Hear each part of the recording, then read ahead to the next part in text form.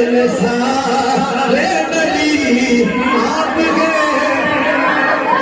اے میرے سونے اللہ کریم یہ رات کتنی عظمت والی ہے یہ رات کتنی شان والی ہے یہ رات کتنی مقام والی ہے اے میرے پروردگار عالم ہم تیرے نبی کے امتی تیرے گھر میں بیٹھ کے تیرے معبود کا ذکر کر رہے ہیں اے میرے اللہ کریم ہمارا بیٹھنا کیسا ہے یا نبی اللہ بتائیے نا میرا رب فرماتا ہے اور میرے نبی کے نامو انا انزلناہ فی لیلۃ مبارکہ میرا رب فرماتا ہے اس رات قرآن کو ہم نے بندن والی رات اس رات کو نازل فرمایا گیا اس رات کو نازل فرمایا گیا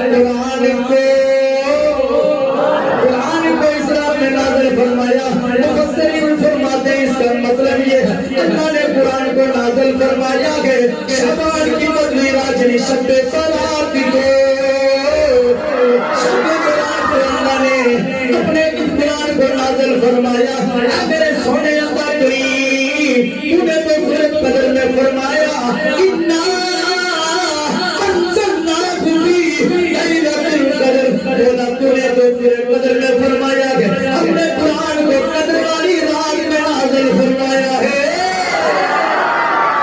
اے میرے سونے اللہ کریم انہیں تو لیلۃ القدر میں فرمایا انا انزلناہ فی لیلۃ القدر ہم نے قرآن کو قدر والی رات میں نازل فرمایا اے اللہ جی دوسرے مقام میں فرماتا ہے انا انزلناہ فی لیلۃ مبارکہ مولا بدا کیا ہے ماجرا کیا ہے مفسرین فرماتے ہیں جب قرآن کو لوح محفوظ پہ نازل کیا شعبان کی 15ویں رات تھی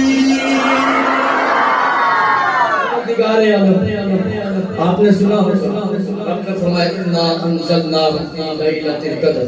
ہم نے قرآن کو لیلۃ القدر والی رات میں نازل فرمایا دوسرے مقام پر رب فرماتے ہیں ہم نے قرآن کو